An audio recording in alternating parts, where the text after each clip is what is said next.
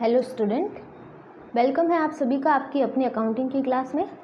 आज के video lecture में हम असेसमेंट ऑफ HUF से रिलेटेड प्रैक्टिकल क्वेश्चन करेंगे, जिसमें हम HUF की टोटल इनकम कैलकुलेट करना सीखेंगे और साथ में उसकी टैक्स लायबिलिटी को कैलकुलेट करना सीखेंगे। ठीक है, तो देखिए एक क्वेश्चन है जिसे हम ध्यान से एनालाइज करते हैं। पहले मैं हिंदी में पढ़ रही हूँ। क्वेश्चन है, एक हिंदू अविभाजित परिवार के कर्ता ने कर निर्धारण वर्ष 2020-21 के लिए परिवार की आय के संबंध में निम्नलिखित विवरण प्रस्तुत किया है। परिवार द्वारा परिवार के सदस्यों की जीवन बीमा के संबंध में जीवन बीमा के संबंध में पॉलिसी पर 1,70,000 रुपये प्रीमियम चुकाया गया। ठीक है, परिवार के सदस्यों पर LIC ली गई थी जिस पर प्रीमियम पेड किया है 1,70,000। प्रधानमंत्री राष्ट्रीय सहायता कोष में कोविड-19 के इलाज के लिए 40 लाख रुपए दान में दिए हैं। ठीक है, तो PM फंड जो था उसके अंदर 40,000 रुपये दान में दिए। ठीक है, आप इस परिवार की कर योग्य आय और उस पर कर दायित्व ज्ञात करें। और आपको देखो इनकम का डिटेल कुछ इस तरीके से दे रखा है। आपको दे रखा है सूचित ऋण पत्रों पर शुद्ध ब्याज। ठीक है, इंटरेस्ट ऑन डिबेंचर दे रखा है लिस्टेड डिबेंचर पे 90,000। भारतीय कंपनियों के पास जमा पर सकल ब्याज है 1 लाख रुपये। व्यष्टि से मकान संपत्ति का किराया प्राप्त किया 1,50,000 रुपीज़। ठीक है, फिर कह रखे हैं कि 31 मार्च 2002 को स्थापित टेलीकम्युनिकेशन सेवा में संलग्न उपक्रम के लाभ है 60 लाख रुपीज़। ठीक है, दीर्घकालीन पूंजी लाभ आपको दे रखा है 5 लाख रुपीज़। कृषि आय आपको दे रखी है 2 लाख रुपए। ठीक है, इंग्लिश में एक बार इसको पढ़ लेते हैं। The karta of an HUF furnish the following particulars of the income of HUF for the assessment year 2020-21। The family paid 1,70,000 by way of insurance premium on the policy of its member and donated 40,000 to PM national relief fund for the treatment of COVID-19. You are required to find out the taxable income of HUF and tax on it. Net interest on listed debenture 90,000. Gross interest on deposit with Indian companies 1 lakh. Rent received on house property from an individual 1,50,000. Profit from an undertaken establishment on 31st March 2002 and engaged providing telecommunication services 60 lakh. Long term capital gain दे रखे हैं 5 lakh. Agriculture income given है 2 लाख। ठीक है, तो ये English में question है।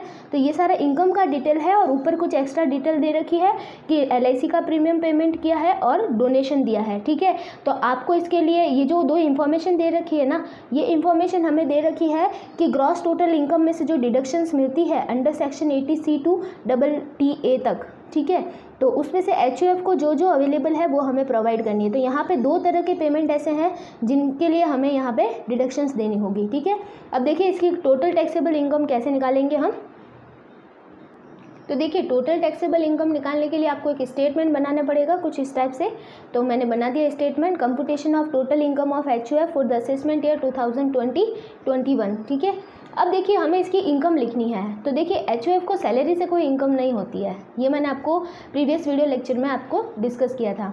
अब देखिए नेक्स्ट जो हेड है इनकम फ्रॉम हाउस प्रॉपर्टी, तो इसमें हाउस प्रॉपर्टी से इनकम दे रखी है। तो यहाँ पे हम नेक्स्ट हेड लेते हैं इनकम फ्रॉम हाउस प्रॉपर्टी।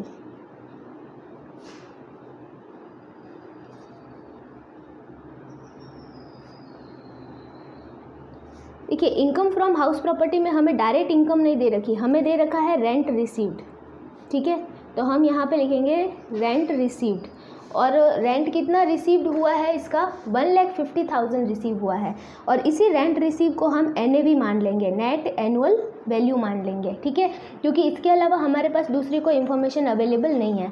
तो ये 1,50,000 हमारा NAV हो जाएगा, net annual value of house property हो जाएगा। ठीक है, इसमें से हमें प्रोवाइड करनी है डिडक्शन।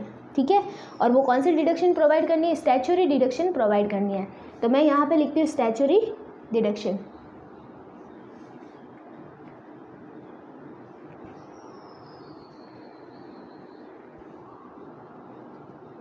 देखिए स्टैच्यूटरी डिडक्शन, स्टैच्यूटरी डिडक्शन जो है वो 30% दी जाती है NAV का। ठीक है। नेट एनुअल वैल्यू का 30% दिया जाता है। तो नेट एनुअल वैल्यू हमारे पास ये रहा 1,50,000, इसी का ही हमें 30% लेना है, तो ये कितना आ जाएगा 45,000 आ जाएगा, ठीक है। और ये हम माइनस कर देंगे तो फाइनल आपकी इनकम आ जाएगी बाहर। तो देखिए फाइनल हाउस प्रॉपर्टी से हमारी जो इनकम होगी वो होगी 1,05,000, ठीक है।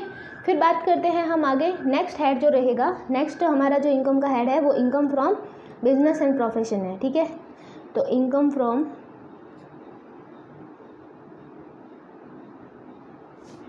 बिजनेस एंड प्रोफेशन, ठीक है। तो देखिए income from business and profession में हमें टेली कम्युनिकेशन बिजनेस के प्रॉफिट दे रखे हैं, तो मैं यहाँ पे लिख देती हूँ profit from business of telecommunication, ठीक है। टेली कम्युनिकेशन के बिजनेस से आपको कितना प्रॉफिट हो रहा है इसमें 60 लाख का, तो हम डायरेक्ट लिख देते हैं 60 लाख, ठीक है। फिर नेक्स्ट हेड की तरफ चलते हैं। नेक्स्ट हेड है हमारा इनकम फ्रॉम कैपिटल गेन, तो हम यहाँ पे लिखते हैं इनकम फ्रॉम कैपिटल गेन, ठीक है। Income from capital gain. अब देखिए कैपिटल गेन में जो हमें इनकम दे रखी है वो सिर्फ कौन सी दे रखी है, लॉन्ग टर्म कैपिटल गेन, तो हम यहाँ पे लिखते हैं लॉन्ग टर्म कैपिटल गेन।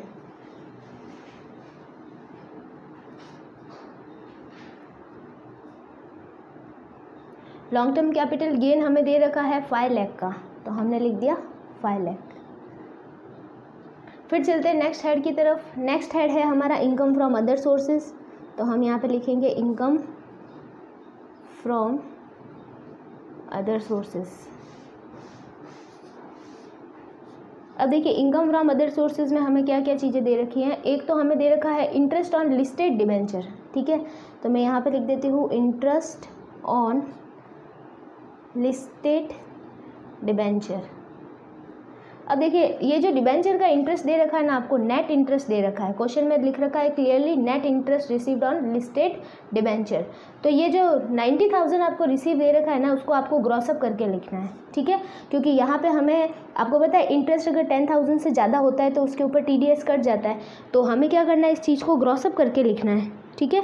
तो अभी हम इसको ग्रॉसअप करेंगे, 90,000 है, 90,000 इंटू ये किससे होगा, इंटू 100/90 से ग्रॉसअप होगा, क्योंकि 10% TDS कटता है, तो अपॉन 90 करके आपको ग्रॉसअप करना है। तो ये कितना आ जाएगा, ये आ जाएगा आपके 1 लाख, ठीक है, ये आ जाएगा आपके 1 लाख। फिर चलते हैं हम नेक्स्ट आपको दे रखा है इंटरेस्ट फ्रॉम इंडियन कंपनी, ठीक है। इंटरेस्ट फ्रॉम इंडियन कंपनी, ठीक है। इंडियन कंपनी से देखो कितना इंटरेस्ट रिसीव हुआ है। तो देखिए इंटरेस्ट फ्रॉम इंडियन कंपनी आपको दे रखा है 1 लाख रुपीज़, ठीक है। तो हमने लिख दिया यहाँ पे 1 लाख रुपीज़। अब देखिए दोनों की टोटल हो रही है 2 लाख, तो हमने इसको आउटर में लिख दिया है, ठीक है। अब हम लगाएंगे इसकी टोटल, तो हम इसकी टोटल लगाएंगे तो हमारे पास आ जाएगी क्या, ग्रॉस टोटल इनकम, ठीक है। ग्रॉस टोटल इनकम आएगी, तो देखिए वो कितनी आएगी हमारे पास 68,05,000, ठीक है। जब हम इनकी सबकी टोटल लगाएंगे इन सब की, तो हमारे पास आएगी 68,05,000। अब देखिए हमें क्या करना है, अब हमें डिडक्शन प्रोवाइड करनी है इस ग्रॉस टोटल इनकम में से, ठीक है। तो अभी हम देते हैं डिडक्शंस, यहाँ पे लिखेंगे लेस डिडक्शन। अब देखिए डिडक्शन में एक तो इनको मिलेगी अंडर सेक्शन 80C की, ठीक है, LIC प्रीमियम के लिए, LIC का जो प्रीमियम है उसके लिए। तो LIC का प्रीमियम इन्होंने पेमेंट किया है 1,70,000, तो और मैक्सिमम कितने मिल सकती है इनको 1,50,000, तो हमें 1,50,000 ही लेनी है यहाँ पे, ठीक है। अंडर सेक्शन 80C जो डिडक्शन है वो मैक्सिमम कितनी मिल सकती है 1,50,000। अब हम बात करते हैं अंडर सेक्शन 80G की, ठीक है। अंडर सेक्शन 80G में जो वो प्रधानमंत्री सहायता कोष में जो डोनेशन दिया है PM केयर फंड के लिए, कोविड-19 के इलाज के लिए, उसकी डिडक्शन मिलती है। और आपको पता नहीं है, शायद मैं आपको बता देती हूँ कि ये PM केयर्स फंड में जो कोविड-19 के इलाज के लिए जिन्होंने डोनेशन दिया है, उसकी under section 80G income tax act के अंदर 100% डिडक्शन मिलती है, ठीक है। तो वो डोनेशन हम यहाँ पे लिख देते हैं, ठीक है, donation to PM cares fund, और वो दिया है कितना 40,000, तो पूरा 40,000 100% डिडक्शन मिल जाएगा। अब देखिए टोटल डिडक्शंस हो रही है हमारी कितनी 1,90,000, तो 1,90,000 की डिडक्शन माइनस करेंगे तो हमारी टोटल टैक्सेबल इनकम आ जाएगी, और टोटल टैक्सेबल इनकम आएगी हमारी 66,15,000, ठीक है, 66,15,000 आएगी। इसको हम कहेंगे टोटल टैक्सेबल इनकम, ठीक है। इसके ऊपर हमें क्या लगाना है, टैक्स लगाना है, ये है हमारी टोटल टैक्सेबल इनकम। तो इस तरीके से हमें HUF की निकालनी है टोटल टैक्सेबल इनकम। अब हम इसके निकालने सीखेंगे टैक्स लायबिलिटी, कि टैक्स लायबिलिटी किस तरीके से निकाली जाती है। तो देखिए टैक्स लायबिलिटी निकालने के लिए भी आपको एक स्टेटमेंट बनाना पड़ेगा, computation of tax liability of HUF for the assessment year 2020-21, ठीक है। अब देखिए इस क्वेश्चन में एक ट्विस्ट है, ट्विस्ट ये है कि आपको टैक्स तो लगाना ही है टोटल टैक्सेबल इनकम पर, लेकिन साथ में आपको इस क्वेश्चन में एग्रीकल्चर इनकम भी दे रखी है, और इसे प्रीवियस लेक्चर में मैंने आपको एग्रीकल्चर इनकम के एग्रीग्रेशन के बारे में बताया था, ठीक है। तो इसका मतलब क्या होता है, देखिए कि अगर किसी HUF को एग्रीकल्चर की इनकम हो और वो इनकम 5,000 रुपये से ज़्यादा हो, ठीक है, और HUF की जो दूसरी इनकम है वो 2,50,000 रुपीज़ से ज़्यादा हो, तो हम जब भी टैक्स कैलकुलेट करेंगे तो उस जो एग्रीकल्चर इनकम है उसको हम एग्रीग्रेशन कर देंगे टोटल टैक्सेबल इनकम में, ठीक है। वैसे तो एग्रीकल्चर इनकम इन इंडिया क्या होती है, एग्जम्प्टेड होती है। अगर इंडिया में एग्रीकल्चर इनकम हुई है तो वो एग्जम्प्टेड है, बट हम जब भी ऐसा होता है कि टैक्स की कैलकुलेशन करते हैं तो हम एग्रीकल्चर इनकम का एग्रीग्रेशन करते हैं, तो वो चीज़ हम इसके अंदर सीखेंगे क्वेश्चन के अंदर, ठीक है। तो हम सबसे पहले यहाँ पे क्या लिखेंगे, tax on total income, tax on total income, ठीक है। टोटल इनकम के ऊपर टैक्स लगाएंगे और प्लस हमें ऐड करना है इसके साथ में एग्रीकल्चर इनकम, क्योंकि हमारे क्वेश्चन में जो एग्रीकल्चर इनकम है ना, ठीक है, वो आपको दे रखी है कितनी 2 लाख, ठीक है। तो 2 लाख तो 5,000 से ज़्यादा ही हुई, और हमारे HUF की जो इनकम हो रही है वो 66,15,000 हो रही है, तो मतलब 2,50,000 की लिमिट से भी ज़्यादा है HUF की इनकम, और एग्रीकल्चर इनकम जो है वो 5,000 से ज़्यादा है, तो इस कंडीशन में आपको एग्रीग्रेशन करना होगा, ठीक है। तो अभी हम करते, देखिए इसकी जो टोटल टैक्सेबल इनकम थी वो तो 66,15,000 थी, ठीक है, 66,15,000, और एग्रीकल्चर इनकम है हमारी 2 लाख। तो टोटल हमारी जो इनकम हो रही है, टोटल अभी जिस पे हमें टैक्स लगाना है वो हमारी कितनी हो रही है 68,50,000, 68,50,000, ठीक है। तो अब हम टैक्स लगाना चालू करेंगे। अब देखिए जब भी आप टैक्स लगाना चालू करेंगे ना, तो आपको एक बात ध्यान रखनी पड़ेगी, वो ध्यान क्या रखनी है कि इस इनकम में से आपको जो स्पेशल रेटेड इनकम है, स्पेशल रेटेड इनकम मतलब कुछ इनकम ऐसी होती है जिन पे स्पेशल रेट से टैक्स लगता है, ठीक है, तो वो इनकम हमें पहले अलग करनी है, उसके ऊपर स्पेशल रेट से टैक्स लगाना है। तो हमारे इस जो भी टोटल इनकम है इसके अंदर जो एक स्पेशल रेटेड इनकम है इस क्वेश्चन के अकॉर्डिंग, तो वो है लॉन्ग टर्म कैपिटल गेन, ठीक है। बाकी हमारे कोई कैजुअल इनकम है नहीं इसके अंदर, और डिविडेंड की इनकम भी नहीं है, ठीक है। तो सिर्फ ये जो आपके LTCG है उसके ऊपर आपको अलग से टैक्स लगाना है। तो मैं यहाँ पे लिखती हूँ टैक्स ऑन LTCG, LTCG मतलब लॉन्ग टर्म कैपिटल गेन, वो कितना है, वो है हमारे 5 लाख, और LTCG पर जो टैक्स की रेट है वो कितनी है 20% है, तो इस पर हम 20% लगा देंगे। तो ये कितना आने वाला है, ये 1 लाख आने वाला है, ठीक है। तो 1 लाख हमने आउटर में बाहर लिख दिया, ठीक है। अब पीछे जो बचेगी उस इनकम पे हमें टैक्स लगाना है, तो tax on remaining income, tax on remaining income. अब रिमेनिंग इनकम कैसे निकालोगे, 68,15,000 में से 68,15,000 में से आप 5 लाख माइनस करोगे तो आपकी जो रिमेनिंग इनकम बचेगी वो कितनी बचेगी 63,15,000 बचेगी, ठीक है। अब देखिए इस 63,15,000 पे हमें स्लैब के हिसाब से टैक्स लगाना है, ठीक है। तो अब यहाँ पे हम स्लैब एप्लीकेबल करेंगे अप टू कितना 2,50,000, सॉरी थोड़ा आगे लिख देते हैं, अप टू 2,50,000 नील, 2,50,000 पे कोई भी टैक्स नहीं लगेगा, ठीक है। नेक्स्ट आपके जो है नेक्स्ट 2,50,000 पे आपके होगा एट द रेट ऑफ 5%, ठीक है। तो कितना आ जाएगा, ये आपके आने वाला है 12,500। फिर हम बात करेंगे नेक्स्ट नेक्स्ट बचेगा आपके 5 लाख। नेक्स्ट मतलब स्लैब है 5 लाख। 5 लाख पे आपको लगाना है 20%, तो ये आपके होने वाला है 1 लाख, ठीक है, टैक्स। फिर बात करते हैं बैलेंस।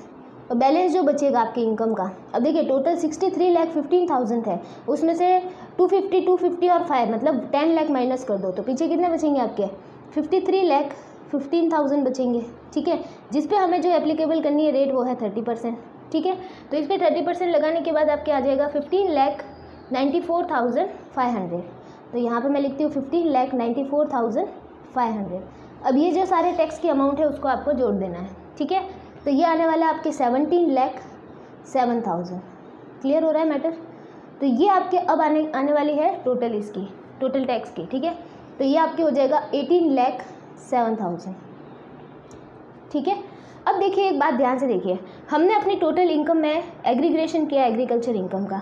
अब आगे भी हमें एक स्टेप और फॉलो करना पड़ेगा इसके लिए। अब हमें क्या करना है, यहाँ पे करना है लेस, ठीक है।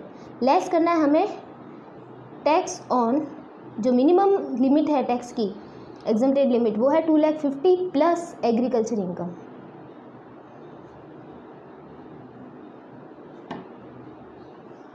तो 2,50,000 प्लस एग्रीकल्चर इनकम हमारी कितनी है, तो ये हो जाएगा टोटल 4,50,000। 2 लाख हमारी एग्रीकल्चर इनकम है और 2,50,000 के साथ में हम जोड़ेंगे। तो देखिए एक बार अब मैं आपको करके बता देती हूँ। ये हो जाएगा आपके 2,50,000 प्लस 2 लाख प्लस 2 लाख, तो ये आपका आ जाएगा 4,50,000, ठीक है। अब आपको 4,50,000 पे टैक्स लगाना है। कैसे, स्लैब के अकॉर्डिंग लगाएंगे हम। देखिए अप टू 2,50,000 कुछ भी नहीं होगा, टैक्स नील होगा, ठीक है। फिर नेक्स्ट की बात करेंगे हम, नेक्स्ट 2,50,000, तो नेक्स्ट तो हमारे पास 2 लाख ही है क्योंकि टोटल 4,50,000 है। तो नेक्स्ट कितना बचा, 2 लाख बचा, उसके ऊपर हम लगाएंगे 5%, ठीक है। तो 5% लगाएंगे तो कितना आना है, ये 10,000 आना है, ठीक है। ये लिख दिया हमने 10,000। अब इस 10,000 को बाहर लेके जाएंगे और हमारी अमाउंट ऑफ टैक्स में से माइनस कर देंगे, ठीक है। 18,07,000 में से माइनस करेंगे तो हमारे पास कितना आ जाएगा, 17,97,000। 17,97,000 ये आपके हो जाएगी अमाउंट ऑफ टैक्स, ठीक है, अमाउंट ऑफ टैक्स। अब हम लगाएंगे इसके ऊपर सरचार्ज।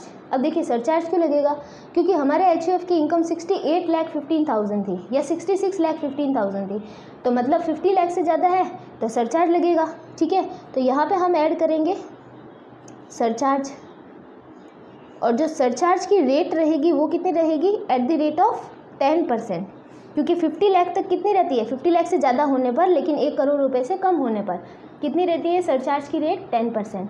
और वो भी किस पे लगने वाला है, ऑन जो 17,97,000 है ना उस पे लगने वाला है, ठीक है। तो ये अमाउंट कितना आ जाएगा, ये आ जाएगा 1,79,700। अब फिर हम इसको जोड़ देंगे तो हमारे पास जो अमाउंट आएगी वो आएगी 19,76,000, ठीक है। अब देखिए अब क्या हुआ है कि सरचार्ज लगा है, ठीक है। जब भी सरचार्ज लगता है तो मार्जिनल रिलीफ मिलती है, लेकिन किसी किसी कंडीशन में नहीं मिलती है। अब वो कंडीशन क्या होती है पता है, कि अगर किसी इंडिविजुअल या किसी HUF की जो इनकम होती है वो सरचार्ज लगने वाली लिमिट से बस सिर्फ थोड़ी सी ज़्यादा होती है तो उन्हें मार्जिनल रिलीफ मिलती है। लेकिन हमारी कंडीशन में हमारे HUF की जो इनकम है वो तो 66,15,000 है, तो इसका मतलब 50 लाख से कितनी ज़्यादा है, 16,15,000 ज़्यादा है। तो इसका मतलब इन्हें मार्जिनल रिलीफ नहीं मिलेगी, क्योंकि इनकी जो सरचार्ज की लिमिट है उससे बहुत ज़्यादा है इनकम। और अगर इस चीज़ को अगर हमें प्रूफ करके देखना है तो हम कर सकते हैं इसको। देखिए कैसे, इसको हम ना टैक्स लगाएंगे। देखिए आपको जैसे सरचार्ज की कैलकुलेशन करनी हो ना, तो आपको क्या करना होगा, यहाँ पे मैं कर देती हूँ, करके बताती हूँ आपको। जैसे कि आप मार्जिनल रिलीफ की कैलकुलेशन कर रहे हो, ठीक है, मार्जिनल रिलीफ निकाल रहे हो, तो आपको क्या करना पड़ेगा, टैक्स ऑन 50 लाख जो होता है उस पर टैक्स लगाना है, प्लस आपको करना है एक्सेस इनकम अबव 50 लाख, ठीक है। 50 लाख से जो भी एक्सेस रहती है वो इसके अंदर वापस ऐड करनी है। तो जैसे हम एक बार प्रूफ करके देख लेते हैं कि सही है कि नहीं है। तो जैसे अगर हम 50 लाख पे टैक्स लगाने जाएंगे तो देखिए अप टू 2,50,000 तो हमारे क्या रहने वाला, नील, ठीक है।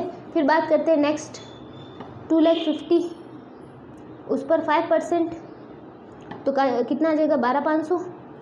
फिर नेक्स्ट 5 लाख, उस पर हम लगाएंगे कितना 20%, तो ये आ जाएगा 1 लाख। ठीक है, फिर बात करते हैं बैलेंस इनकम की। तो बैलेंस देखिए कितना बचेगा, ये 10 चला गया, 50 में से 10 गए तो पीछे बचे 40 लाख, और 40 लाख पे हमने टैक्स लगाना है @ 30%, तो ये कितना आ जाएगा आपके, ये आ जाएगा 12 लाख। ठीक है, तो हमने लिख दिया 12 लाख। अब देखिए टोटल अमाउंट ऑफ टैक्स कितना हो रहा है, 13,12,500 हो रहा है। अब देखिए इसमें आपको ऐड करना है सरचार्ज @ 10%। ठीक है, सरचार्ज इसी का ही 10% करेंगे तो ये आ जाएगा 1,31,250। तो हमारे अमाउंट ऑफ टैक्स कितनी हो जाएगी, फिर हमारे अमाउंट ऑफ टैक्स हो जाएगी 14,43,750। ठीक है, 14,43,750 हो जाएगी। अब आपको क्या करना है, इस 14,43,750 में ऐड करना है एक्सेस इनकम अबव 50 लाख।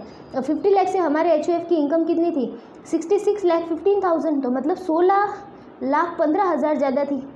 तो टोटल देखिए कितना होता है फिर इसका टोटल हो जाएगा 30,58,750। तो देखिए हमारे ये वाला जो टैक्स की अमाउंट है वो ज़्यादा हो रही है। ठीक है, जबकि हमने जो टैक्स कैलकुलेट किया उसकी अमाउंट क्या हो रही है, कम हो रही है।